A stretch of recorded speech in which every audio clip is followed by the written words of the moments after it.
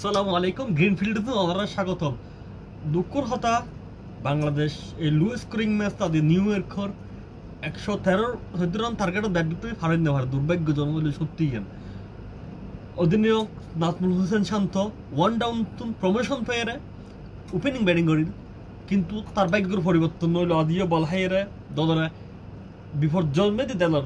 আদিও হাল ধরি না পারে 23 বলে 14 রানের এই লেগু ফুল ইনিংস খেললি আর দলতে কামব্যাক করানো সম্ভব নয়। এরপর দেখিবেন অনেক অসাধারণ তানজিদ তামিম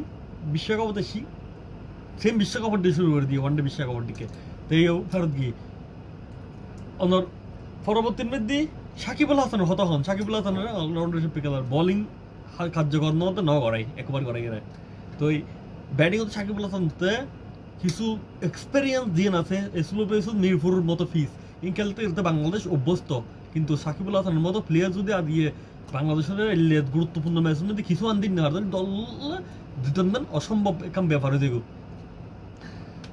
এরপর তৌহিদ হৃদয় মাহমুদুল্লাহের যেগো ইনিংস খেললি যেগো জুটি করছি আজ ম্যাচের টার্নিং পয়েন্ট আসলে দিন বাংলাদেশ জিততো দেয় এই গো জুটির হারণে জিততো অনর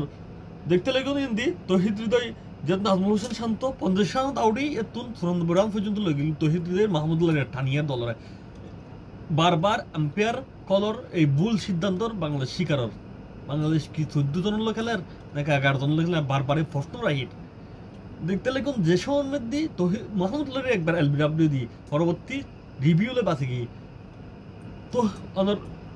যে তৌহিদ হৃদয় এরকম গো আবেদন নছিল বলার ফিল্ডার অলতুন, কিন্তু আম্পায়ার আতুল দিয়ে দুটো বাইফোর এই বাংলাদেশ কিন্তু 4 রান তো বঞ্চিত এবং তৌহিদুদ্দের গুরুত্বপূর্ণ উইকেট আর এই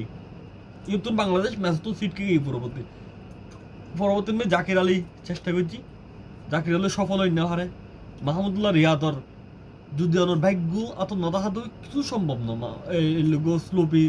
ফুলটা চাই মাহমুদুল্লাহ রিয়াদ জিবে স্কিলত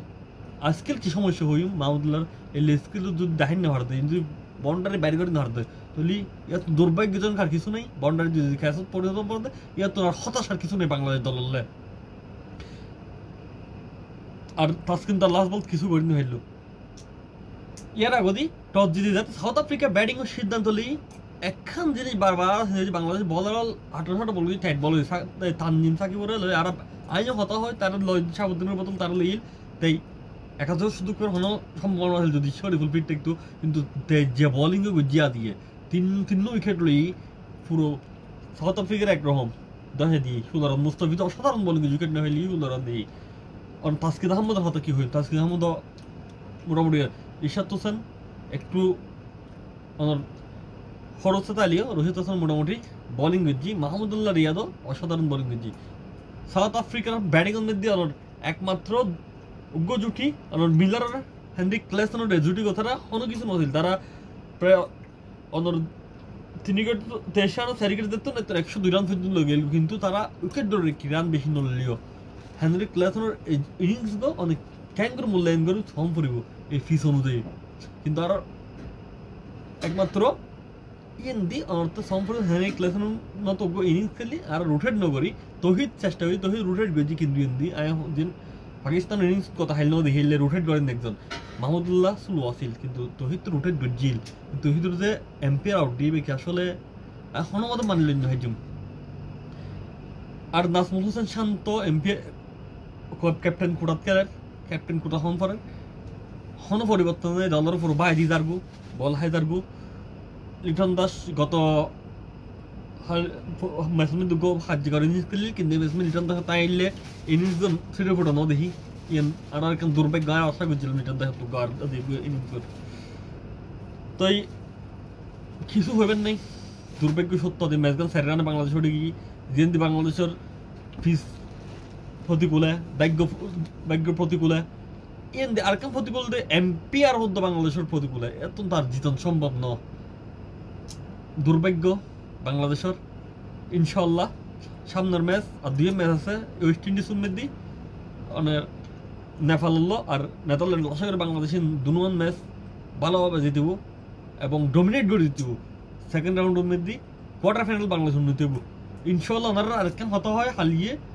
কাতারের খলিফা বিন হামাদ স্টেডিয়ামের মধ্যে